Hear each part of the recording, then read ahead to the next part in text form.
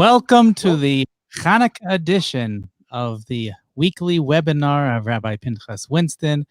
This is brought to you by Bring Them Home organization that can be found on bringthemhome.org.al, israeltorah.org, as well as its timetoleave.com.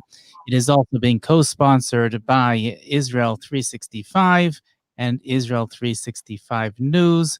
Again, we welcome back Rabbi Pinchas Winston. His website is found at 36.org. That's where you can find his books and his shiurim. And we also highly recommend that you go to our YouTube channel, which is at youtube.com/Israel Torah, for all of the webinars and all of the shiurim having to do with Aliyah La'aretz, coming back to the land in Gathering of the Exiles. And with that, I will let Rabbi Winston start his weekly webinar, which is entitled Rising to the Occasion. Thanks.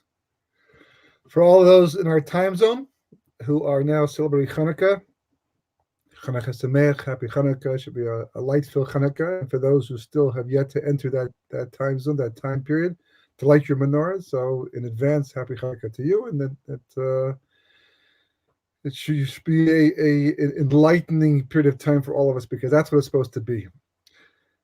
It says in the Torah that, the first verse is Bereshis brother Kima es Shemayim v'Haaretz. In the beginning, God made the heaven and made the earth.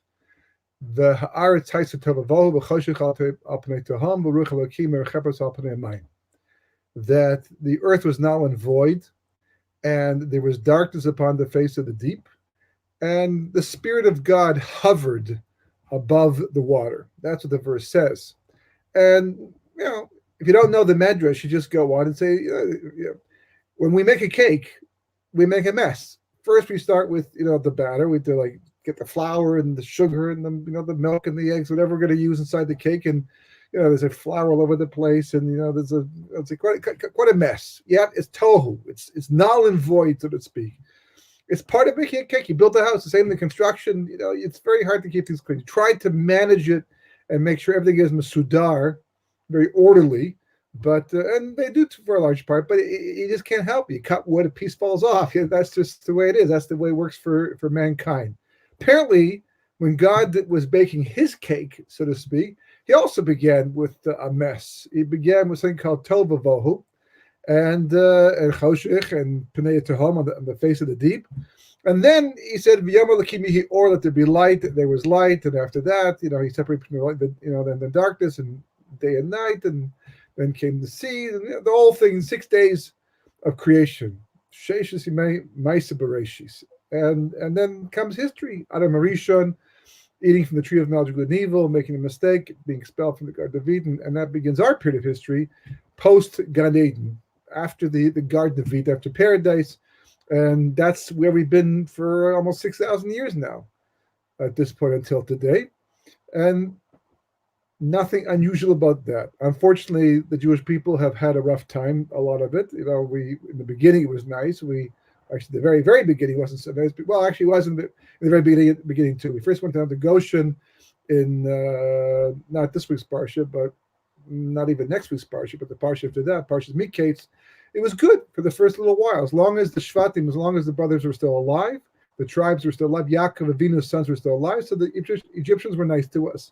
When the last one died, so that's when things began to fall apart. Then we suffered slavery for 116 years, and that's when it got rough, and then finally came the redemption. And the history's gone back and forth between exile and redemption, some good periods, and I'd say overall, not the best of time. But Kacha, that's history, that's Jewish history, and we're waiting for the final redemption. And when that finally happens, and all that will be behind us, Mashiach will come, the Yetzer Hara will be subdued, will be taken out of mankind, removed from the world altogether, no longer exist, and therefore no evil will exist. So even the bad guys, if they survive, will become good guys, and the good guys, better guys, and it'll be a better world altogether. That second verse is where it's all at. That second verse, according to the Medrash, is all of history until Mashiach comes. How's that? The earth was null and void, and there was darkness upon the face of the deep. So The Medrash elucidates that verse, and that doesn't make it up. It's a tradition that comes from Moshe at Mount Sinai, who got it from God. God told Moshe, this is what that verse actually means. This is what it alludes to. And the Medrash says the following thing. Tohu, which is now, usually referred to as now, that's Galus Bavel, because the first ones to come and attack the Jewish people were the Babylonians. Under Nebuchadnezzar, he came and he destroyed the first base of Mikdash, first temple, and exiled the Jewish people to Babylonia. That was the first one. They got conquered by the Medes, and that was a different type of exile, so therefore counts as a secondary exile. And therefore Vohu, Tohu, then comes Vohu, that's the null and the void, the Vohu is the void, that they both begin with V. And that's, the Medrash says, is Galus Medai. That's the median exile. And then the next one, it says Choshech, which is darkness. That is the Greek exile. Interesting enough, the world looks at them as the light unto the nations, but the Medrash looks at them as the darkness, at least for the Jewish people, because they darkened the eyes of the Jewish people because they went to war against Torah. The Greeks were Hellenists. The rest of the world likes Hellenism because if you're coming from a kind of archaic or backwards way of thinking, and all of a sudden some civilization comes along that improves things, that's a good thing. That makes life better. So Hellenism for many people was an enhancement. But we had Torah. We had the Word of God. And they didn't like what we had. So therefore they tried to stop it. And they met a lot of converts, a lot of Misyavnim. Misyavnim means Jews that became Hellenists in the end and decided to go to war against the Jews with the Greeks. And their war was against the Jewish people, and specifically against the oral law. That's what the tradition says. And they tried to stop us from learning. So therefore, that's called black. That's called darkness, as far as we're concerned. And then the last one is the deep. And why is it called the deep? Because it's a very long exile. The Babylonian exile lasted basically 52 years. They were conquered by the Persians. Cyrus, after 52 years, and that became the median exile, which lasted 18 years until the Purim story took place. And then that ended that period of time. And the next exile didn't happen for some time, 100 and some odd years. And that was the Greeks. Alexander first came. When they first came, it was friendly. He met Shimon Tzadik. There's a whole story to do with how they interacted and met. And it was pretty much, we were able to maintain our way of life. It was only as time went on. The actual Greek exile lasted 180 years altogether. And then came the Hashmonaim and the story of Hanukkah. And that basically led to a victory. We had control over the land of the base of Mikdash for a period of time. And then eventually we lost that too to the Romans in 63 BCE. That's when Pompey came in and took over Jerusalem. There's already a civil war taking place between Hyrcanus and Aristobulus and the Hashmonaim family. Who's going to rule? And, everyone's it's a mess. It's a real mess. And the Romans came in and conquered and took over. And that's the last exile the Jewish people have to go through officially, according to the Medrash. There's now mentioned the Medrash of an Arab exile. They've added that on after. This kind of hints to it, but it's a different type of an exile. And the Roman exile was the one that lasted centuries and really, millennia in the end. And it's hard to say when it's actually over. It seems that it's over when Mashiach finally comes, but it seems also that maybe it ended with Kristallnacht and the Holocaust, and because European Jewry for the most part, but still people are living in America and England and all that, and Edom, Esav, has spread throughout the entire world. So it's still going on, even though the Arabs also became a very dominant force in Jewish life over the last 50, 60, 70 some odd years. And the verse continues and says, but the Spirit of God hovered above the water. And the commentators point out, or they explain, Spirit of God, Zu Ruach Mashiach. That's Mashiach. So in this verse, there's one verse of null and void. You have basically all the Jewish exiles, and I guess all of history between them as well.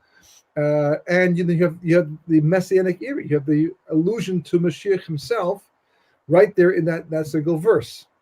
Now, what's interesting about there's many interesting things about this verse, but one particular point is that of all the 4 exiles the Jewish people were destined to go through, and this is what Abraham saw in his dream, or actually Yaakov saw in his dream, later on with the ladder, and the first one was outside the land. When you think of exile, you think of outside the land, right? You're taken, and removed forcibly from your land. And the Jewish people they were exiled to Babylonia, which is where they stayed until finally the story of Purim took place. But even then, they didn't come back en masse, just a large amount, but not everybody.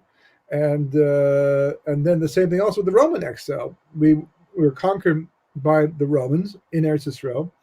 They basically took us and they spread us throughout the diaspora. They just all over the place, took us as slaves mostly.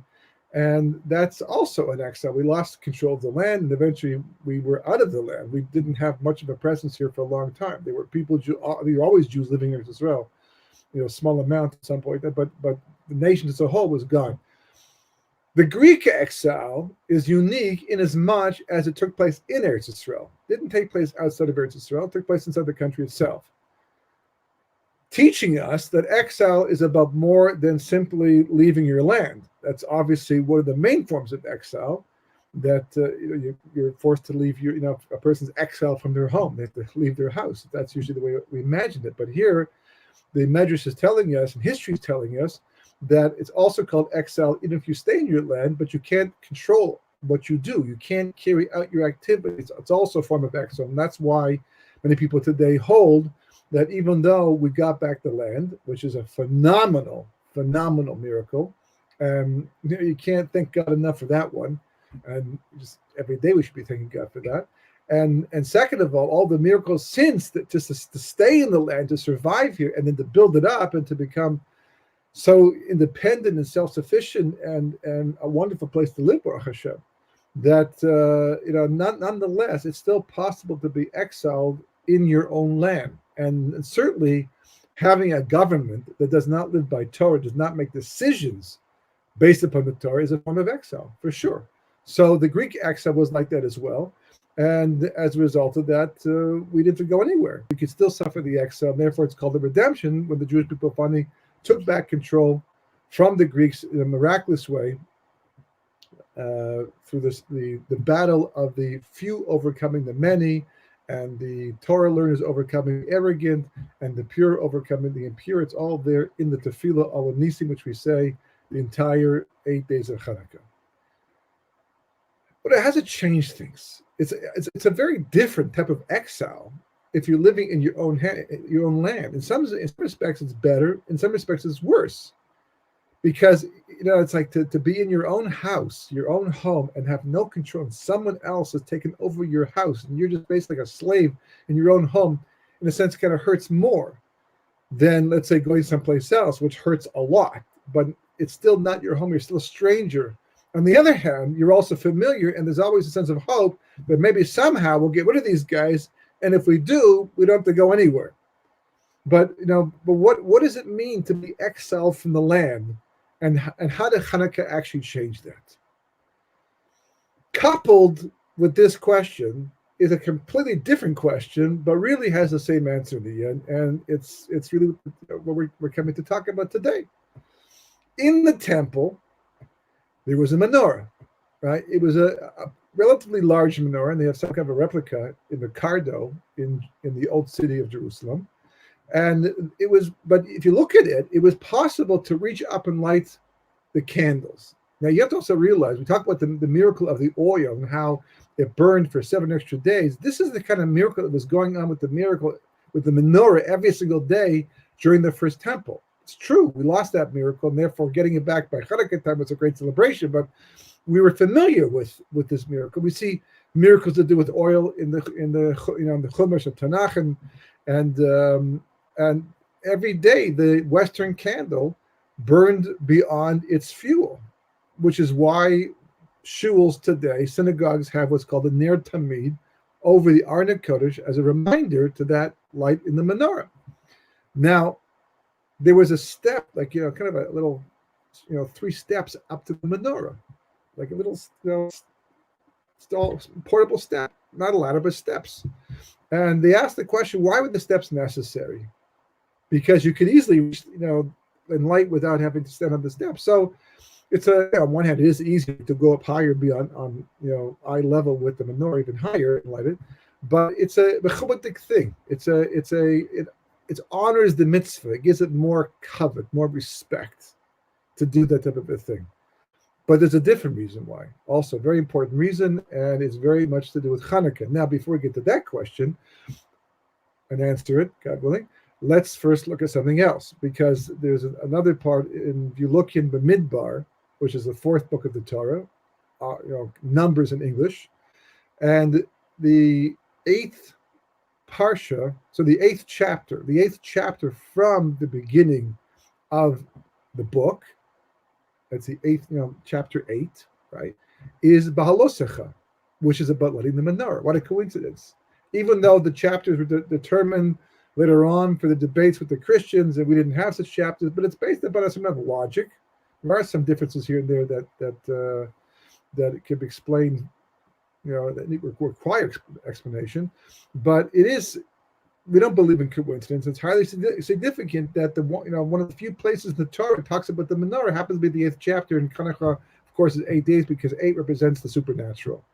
Not only that, but how many candles do we light throughout the 8 days of Hanukkah? 36 candles. And that number we spoke about is very important. Hence the name of my website, 36.org, comes from this idea, this concept, because the whole idea of the number 36 is this illumination of God's light in the world, which is what we are supposed to be doing. So it's a reminder to me also that this is the purpose of writing Torah and teaching, to bring that light down into the world and share with others, that everybody can be elevated as well. Now, Bahalosecha means, when you will light, but it has the word to ascend in it, and Kabbalistically this is spoken about. What does it mean that should ascend? So some even learn a law out from this, that when you light your Shabbos candles, or you light the Ner Shel Hanukkah, that you should not remove the flame from the candle until you know for sure it's independent. In other words, the wick is burning solidly, it's not going to go out. We learn from Bahalosecha this idea that when you light it, the menorah should make sure it's burning. It shouldn't go out. It's a kind of disgrace, bezoy in Hebrew. You light it, goes out, relight it again. No, make sure light it the first time properly, and when it's finally burning nicely, then you can move on to the next candle or finish all the candles. And this is the idea of Bahalosecha. But again, this idea of ascension, rising up, right? Having to rise up right there. Now, the reason why this is also significant is because they asked the question, right? They asked the question, why is it that the menorah is placed here? Well, why not? What's here?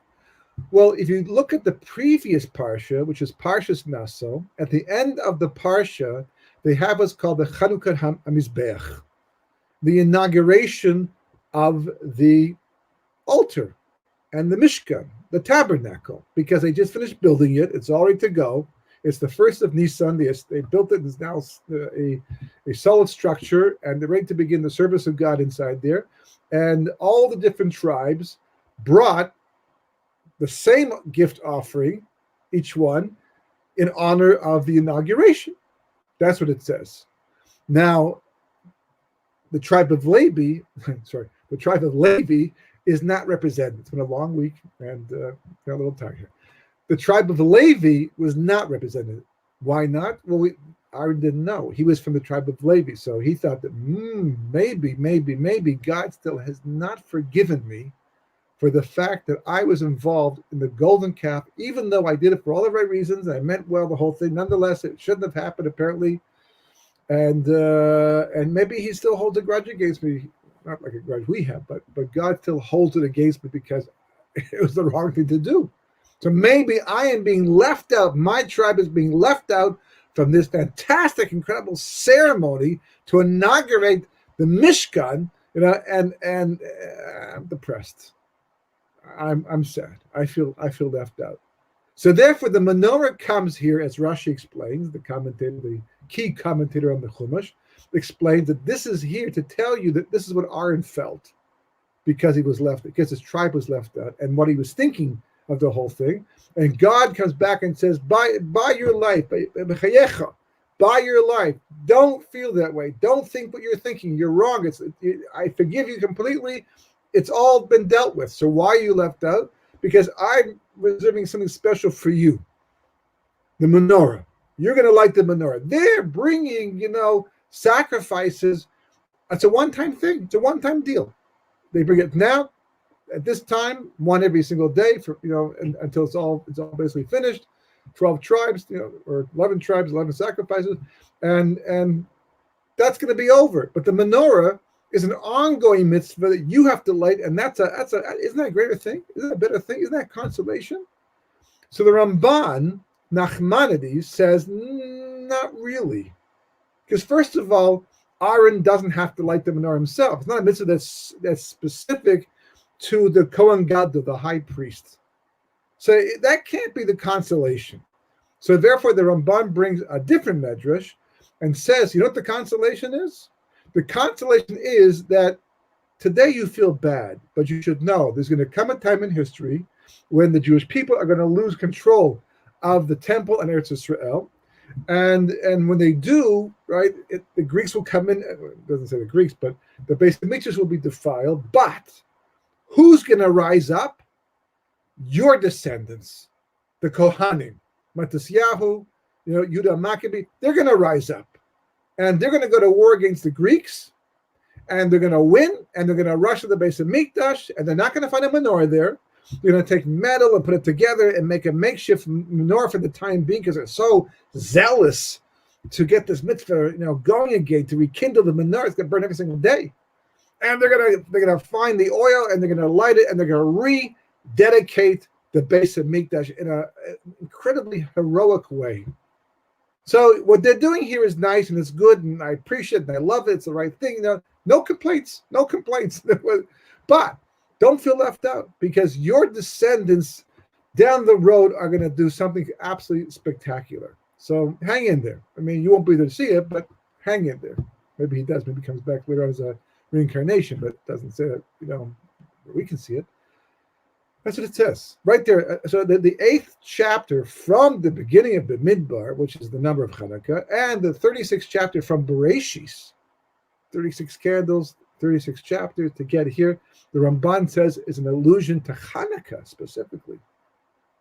Right there by Halosachim. So why? Well, it's like, we heard the whole thing about Aaron feeling left out. There's many places you can talk about this. You can put it earlier, you can put it later. You can discuss it. There's lots of, it didn't have to be here specifically.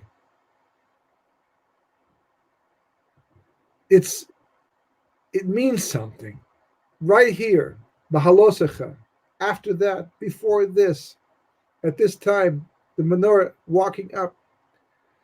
So if you look in the prayer that we say at the time, Aneres Halalu, there's a special prayer that we actually say at the time that we're lighting the menorah.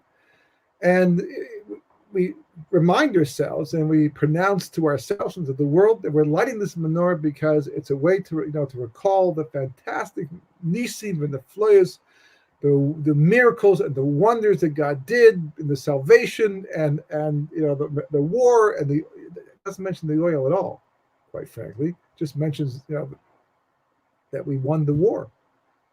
But somewhere in the midst of all of this, after we're praising God for all of it, it says these candles are kodeshim. These candles are holy.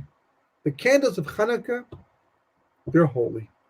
Therefore, you can only look at them. You can't use them. Now, the mitzvah of lighting the menorah, for the most part, at least for Ashkenazim, is that you light when the sun sets, right? The beginning of sunset, which can vary from city to city. But in Eretz Israel today it was about 4:40, 4:41, like that, and you light it that time, and it has to burn for at least a half an hour after 3 stars come out. So 3 stars come out in Eretz Israel usually around 18 minutes from the time that the sun sets. So we usually wait 20 minutes to daven Mariv, the evening prayer, and then another half an hour it has to burn at least, right, in order that people walk in the streets should be able to see, because we're proclaiming the miracle. We want people to understand and to see what God did for us. We want to, bring it out in public and pronounce it and make the world aware of this fantastic miracle as part of the praise of God. So after that time, at least in the times of the Talmud, half an hour after 3 stars came out, that's when the stores started to shut down, and people stopped walking around the marketplace, and they went home because in those days they didn't have artificial lighting, and it wasn't safe. So and then the mitzvah was over. So that's how it was established that we have a half an hour after 3 stars come out. In other places, it might be longer. It might be, but basically about half an hour. And even in Israel today, because we do have artificial lighting, that most of the halachic deciders of poskim say around 7:30. You can still fulfill the mitzvah. But the ideal mitzvah is a half an hour into the evening, and this is this is the mitzvah we have, the halacha, and the question is, what exactly are we doing when we light this menorah? So it says you have to look at it. It's only there to look at. You can't use it. You can't use it. Don't read a book by the menorah for that half an hour. Once the half an hour is over, even though the candle's still burning, you didn't put it out, nothing. It's just still burning. It's just a clock. Half an hour, you're finished. The mitzvah is over. Now you can use the light. But for that half an hour, or at least about 45 minutes altogether, you're performing the mitzvah. The only purpose of the Ner Shel Hanukkah, the light of the candles, is to look at them and to see them. Because they're kodesh. And kodesh means that you can't use it. Now, the truth is, it doesn't always mean you can't use it, but Shabbos is kodesh too. We use Shabbos, but it means they're special and they're unique. According to the Maharal, he always defines kodesh as being nivdal. It's separate. It's distinct on a higher level. Not it can be distinct lower level. No, on a higher level. There's like the physical what we live in, and kodesh means it's distinct. It's separate from the rest of reality. Interesting thing is that we don't talk about Shabbos candles as being holy. Now, Shabbos is very holy. Shabbos kodesh, very holy, but we don't talk about it as being the candles that we light. We don't say they're kodesh. The Ner Shel Hanukkah we do. So what's the difference? Or is it that Shabbos candles are holy, but just we don't talk about it, and it's more of a new idea to hear that the Hanukkah candles are holy? What are we being told over here? So basically, it has to do with what's going on in the world, spiritually speaking, at that time. Every time Shabbos comes in, a person who keeps Shabbos the way it's supposed to be kept, halachically, and observes it all, right? They don't do any of the activities that we know are forbidden on Shabbos, passed down in the Talmud and the oral tradition, 39 creative activities and subsidiary things that we are attached to that. And you keep Shabbos according to the halacha, which is not so hard once you know what you're doing. In the beginning, it seems to be a little cumbersome, but it's pretty simple once you take the time to know what has to be done. You can always ask a question to someone who knows better. And it's a whole different reality. So Kabbalistically, then when Shabbos comes in, you may walk on the same earth you did before Shabbos came in. But the nice thing about the spiritual world is you can change your level without physically going anywhere. That's how spirituality works. I mean, even meditation works that way. Person meditates, it's a Kabbalistic thing to meditate. Depends what you're meditating on, you do it, but you see, through the mind, through the brain, you can go nowhere and go everywhere and go far away, just in your brain. A person who's daydreaming does this. They can go around the world. Famous story of the Chafetz Chaim, after someone finished praying, the Chafetz Chaim walked up and said, Shalom Aleichem. He said, Rabbi, why are you saying Shalom Aleichem? He said, well, anyone who travels the world like you just did during your prayer, say Shalom Aleichem too. The brain can do that. The mind can do that. But especially if you intend to do it and use Kabbalah to do it. So on Shabbos, we get help. God opens up a level of reality by putting on nice clothing and praying special prayers and special activities and having a Shabbos meal, with the proper discussions, the proper singing. So that elevates a person into the realm of Shabbos. And the reason why you cannot do certain activities because it's inappropriate. It's not the place to do it. It's like being in shul, right? Synagogue. And someone said, hey, you know who won last night's football game? Come on, not now. I mean, I do know, and it does interest me, and I'd be happy to tell you the information, before shul, after shul, another, over coffee, but not when I'm in shul. In shul, I'm praying to God. This is a holy place. Why talk about football in a place like baseball, the stock market? It's not inappropriate. It feels like you're profaning the place by doing that. Just like the language we use. Some people don't mind not talking so nicely in certain places, but in other places, watch what you say, how you say it. We're in a holy place right now. We recognize that. We understand that. So on Shabbos, you may not see it, but you certainly feel it. That's why Shabbos is considered to be 1/60th of the world to come. And you can experience that if you know how it takes work, but it's worth it. Really worth it. The person experiences it. So you don't have to say the Shabbos candles are holy, because the entire environment, you're doing Shabbos and you're lighting the Shabbos candles in a holy environment already in a higher spiritual level. Anything associated with a Shabbos by definition is holy. You have to say these Shabbos candles are holy. They're holy by virtue of the fact they're being lit for Shabbos itself. Even though the main reason we light Shabbos candles is there should be light in the house. But nonetheless, right, they're holy because of the fact that they're being lit for the sake of Shabbos, to honor Shabbos. Hanukkah, you can do whatever you want. I mean, you can go to work, you can cut, you can write, you can print, use your phone. It's considered to be a whole. It's not a holy time. Not like you're going to a higher level physically, and you're not going to a higher level spiritually.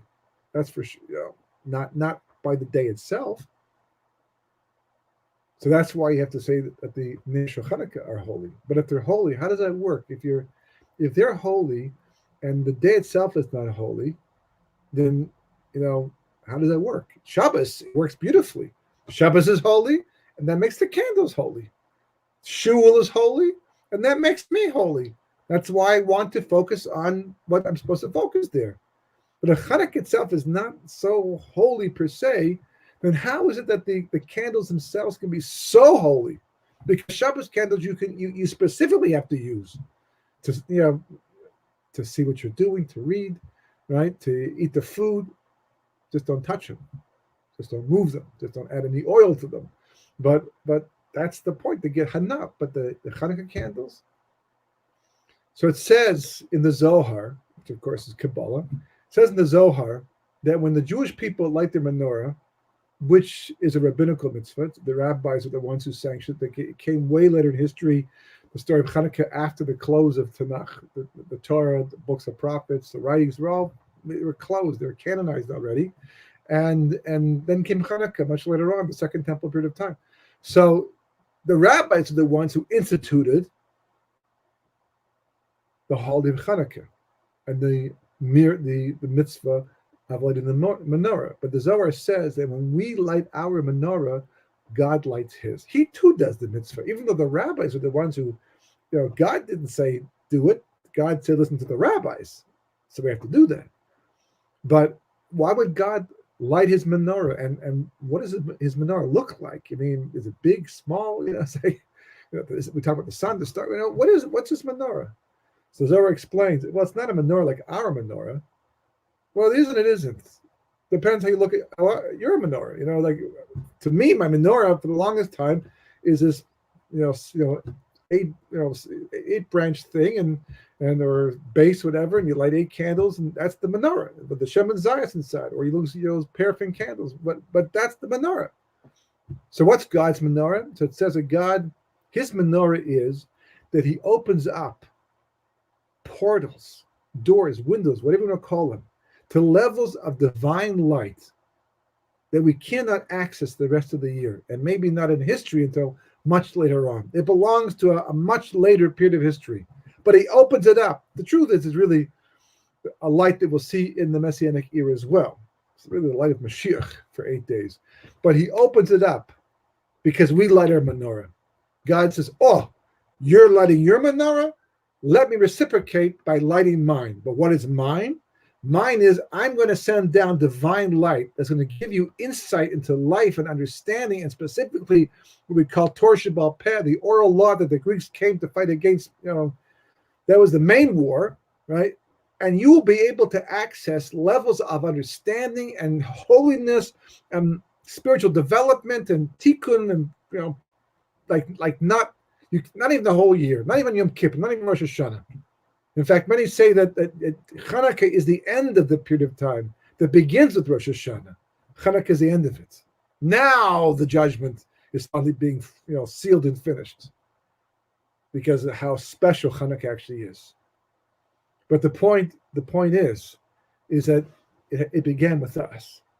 We have to light our menorah first before God opens up His door, His window to these very, very high levels of light. We have to instigate, we have to arouse, we have to inspire God to do it, so to speak. And how do we do that? By lighting the menorah. Somehow by lighting the menorah and setting it up properly and doing it as the halacha, and we're very specific about how you're supposed to light it. It's not like just go light a menorah. There's a specific way of doing it. There's a discussion in the Talmud about whether you add one candle each day and go up in numbers, or whether you start with all the candles, all 8, and each day subsequently you go 8, 7, 6, 5, 4, 3, 2, 1. Beis Hillel, Beis Shammai, different understandings of as to what's really going on here, but it's all very, very, very detailed and specific, and our path. It's our gift. It's our, elevation. Because in order for the light to come down to us, we have to first go up. We have to go. We have to rise to the occasion. That's what Hanukkah is supposed to do. There's supposed to be a change in us. According to the Pri Tzaddik, it's a tremendous time for tshuva, like no other time of the year. What about Rosh Hashanah? Seriously, made tshuva, the 10 days of repentance. What about Yom Kippur? Yom Kippur is like, the day as for Talmud. That's if you're fasting. And Hanukkah? Well, if you look in Mount Tzur, we talk about Yemei Bina, and tshuva comes from the level of Bina, of understanding. There's an awareness that a person can achieve and get to on Hanukkah that, wow, that's what life is about? What was I doing until now? It's like a person becomes Chodesh B'tshuva. You just see the example. A person, when they first start to look at the idea of maybe coming to classes and maybe experience their Shabbos, and you say, would you like to keep Shabbos too? No, I could never keep Shabbos. It's so restraining and constraining. And I'm on Saturday, I go to do this and I do that, and I can't possibly imagine not going to the beach on the weekend like that. On Sundays it's already too crowded. I don't mind coming for a Shabbat meal maybe, but actually keeping Shabbos, the person learns some more and they experience more Shabbos, and somehow mystically and miraculously they change until finally they start to keep Shabbos. And once they start keeping Shabbos and experiencing Shabbos, they look back and say, how could I have thought I was even living until I kept Shabbos? Because it's understanding, because it's awareness. We think we understand life. We think we know enough. As long as we're not being confused, as we're not like, in some difficult situation where things are happening that we can't understand. During the time of the Holocaust, Rahman Islam, that was a time that people just, their brains could not process what was happening. The amount of hatred, the brutality, the cruelty, and what they're being forced to do. 1 week they're sitting there making Shabbat, or just 2 weeks ago in a proper way, and now they're being stuffed in cattle cars. It doesn't make sense. The brain, this does not compute. And then we realize we don't understand enough, and we look for answers. And if we can't find them, we become despondent. But when our lives, for the most part, are going well, and Baruch Hashem, you have to admit that the last 60, 70 years have been like a dream compared to previous generations, not just for the Jewish people, but even for the Gentile world too. We had a very good time. Things may be a little bit different today, and not like they once were. We don't know where things are going after this. But it was a very pleasant time, and people just figured they knew enough to get through life. And then all of a sudden one day, something happens. Someone finds out they have 6 months to live, or they lose a relative that's close to them, or and all of a sudden they're shocked, and they start thinking, start to contemplate, and their mindset just changes. And they start to read something. How many people have changed their diet? They're eating junk food, and all of a sudden began to eat healthy because they read something, and they saw something, or they experienced something, and it just changed. Switch went click, and that's it. Healthy food from this point onward.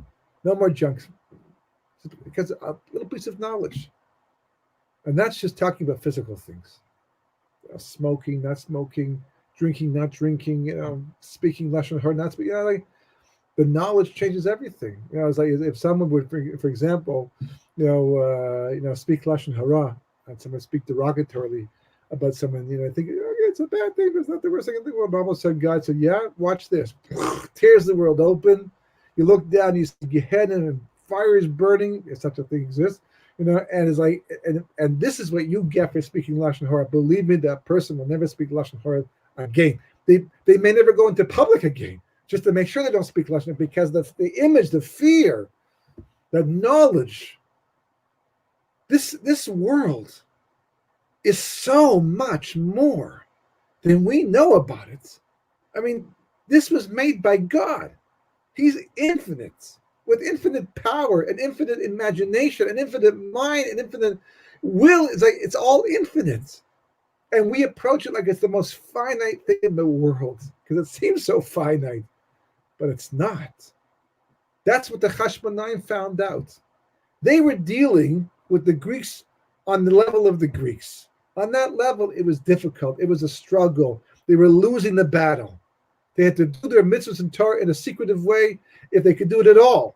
And they were losing Jews to the other side every single day. Assimilation was terrible. And they just didn't get it, what to do. It was always in their hands. But that's the world they saw, this finite, difficult world. So what did God do? He created a scenario that pushed them to limits. They saw something, they experienced something, and it forced them to respond in a way that maybe if they thought about it a little bit more, they might not have done it. Good thing they didn't think about that much more. But it was in them. He was a zealot. Matisyahu was a zealot for God. So this incident brought up the zealousness, and he responded. And all of a sudden, wow, look at this. We're able to do this, and we're able to do that. Like, what's going on over here? This is not the way the world works naturally. You're right. On the lowest levels, nature is different. But that's not what happened. Like the menorah, like the light balosecha, the incident of Hanukkah caused them to rise to a higher spiritual level. The higher you go up, the less physical the world becomes. The less confining the world becomes. It starts to become, more, what's the word? Rubbery. So spiritually, you can do more. Gemish is in Hebrew, but it's like, you can do more. Just, accomplish a lot more. Sorry? Elastic. Thank you. Okay. Although elastic kind of implies it is going to respond, bounce back to. But you get the idea. Elastic is better than what I was doing. But the point is, the reason why the many fell into the hands of the few is because rather than fight the Greeks on their own turf, down below in that very physical world that has rules called nature, which don't really exist, but that's what they seem to operate as if they do, they would have lost the war. They would have lost the battle. They wouldn't have won. The miracle that we call a miracle seems to be a miracle because on our level, those things don't happen. So that's called supernatural. But if you could see what really happened instead, they rose to a higher spiritual level where the spiritual world controls everything. And those who don't understand how it works, they become the few. And the level that the Jews fought the Greeks, they were the many, and the Greeks were the few. And I'll tell you a story. I've told the story before. I don't know if you've heard it before, but it sums it up. There's two stories, really. It's almost 8:15, but see if we can get them in. One story has to do with Gehazi and Elisha. Elisha was a prophet. Gehazi was his right-hand man. And they were surrounded by an enemy army. And the enemy army wanted to take the two of them and kill them. And Gehazi saw this and he complained to his master and said, Rabbi, we're in trouble. We're surrounded by an enemy army and they outnumber us like 10 billion to 1. What are we going to do? So Elisha says, nothing to worry about. We have more than they do. Are you kidding? You saying double or something? We mean more. So at that point in time, Elisha prays to God and he says, Hashem, please open the eyes of this young boy. He can see what I can see. And Hashem complied. He opened his eyes and Gehazi looks up and he sees the hills are filled with angels, military angels. And they're prepared to, pound on the enemy army. And he realizes, yeah, we do outnumber them. They can't see it, and I couldn't see it, but he could see it. Now I can see it. And now I understand there's a lot more to reality than what appears to the physical eye. And the same thing. And then there's a story of Chinan ben Dosa and his daughter, who happened to light vinegar by accident instead of Shemin Zayis. How did it happen? That's a different story. But she did. And now the vinegar is burning and she's worried. Maybe this is going to come off my world to come account because the miracle is being done for me that I may not deserve. It's an issue. So she comes to her father and she says, Abba, what's going to be? The vinegar is burning, it's not oil. Am I in trouble? And he says, no, it depends on you. So what do you mean it depends on me? Well, it's like this. You know why oil burns? Yeah, because it's combustible. No, that's just the way it appears. It just appears combustible because every time you light it, it burns. But the reason why it burns is because God said, burn, burn, burn. Every time someone strikes a match, God says, ignite. And when they put it to the wick and it starts to burn, light. And if the oil starts to burn, the fuel, burn. Every single time, every single second, God's willing that to burn. There's no natural reality called combustible materials. That's what we call it, because that's the way we relate to the world, scientifically. So there's no difference in the end between vinegar and oil if you understand it's all one big miracle. Just that some are more common and some are more consistent than others. So if you are holding on the level that everything's a miracle, it's all God, it's all supernatural, then no, the fact that the vinegar is burning is no big deal. Because for you, it's the same thing. Because that's the way I look at it, on my level. But if you believe in the world of nature, if you're going to look at the world from that vantage point, then this is called a miracle. And maybe, yes, maybe it comes off your cheshbon, your counting in the world to come. This is what I would call the Hanukkah challenge, right? They're kodesh, meaning that the candles, they may physically be down here, but spiritually they're way up there, like on the level of Shabbos. But on Shabbos, you prepare yourself, and the day itself gives you the opportunity, is like a staircase to a higher level of reality. Just walk it. Go into Shabbos the way you should, and you're there. But in Hanukkah, it's different. Hanukkah, you have to build that ladder. You have to climb. You have to want to be on the level of those candles. Anyone can physically light them, but then they're just candles. But he wanted to be near Hanukkah candles that access high levels of light understanding that will change your perspective and enhance your life so many times over. You have to ascend first. Balosacha. And that's why the stairs were there to the menorah, to say that even though you can reach the menorah, anyone can do that, but the person who's able to go up to the level of the menorah, that's a person who's worked on themselves spiritually. It's the first night. They go by very fast. Always amazed, wow, it's the third night. Wow, it's the fifth night. Wow, it's the eighth night already. It's like, this goes by very fast, but it's a phenomenal holiday and opportunity. Take advantage of it. Really important. It's just the beginning of the discussion. There's lots and lots of books written on now we have online, all kinds of discussions, the series of, classes on Hanukkah. It's all there, but make a point. Make that change. Ascend. So that when you send your light up, God will be happy to send his light back down to you, and that will change you completely. So, Hanukkah Sameach, Shabbat Shalom, and we should all merit to be enlightened with the Or HaGanuz, the hidden light of creation. Thank you. And just a reminder, you do have a number of books, correct, on Hanukkah on your website? So you can go to 36.org in order to purchase those books. I think they also come in digital form. Is that correct? Yes, and the softcover forms are available through Amazon. Amazon carries pretty much all my recent books, including the Hanukkah books in softcover and Kindle format. My site basically has PDF versions of the books. Okay. Just a few things. First of all, Cookie suggests that the word that we were searching for is flexible. When we were talking about rubbery and elastic. And there is another question here. I'm not sure if you're prepared to answer this, but John is asking whether is there any connection that you can see between Hanukkah and Chagai, and if so, which is the connection? Do you want to address that, or you want to save it for another time? If he wants to know more specifically what he means by that, why specifically Haggai is he asking the question about? I don't know. He continues and writes, referring to the last part of Haggai 1 and out. I'm not sure exactly what the question is. That's what it says, that there's one path and Tzaddikim walk it, and the evil people stumble over it. Are you referring to that section over there?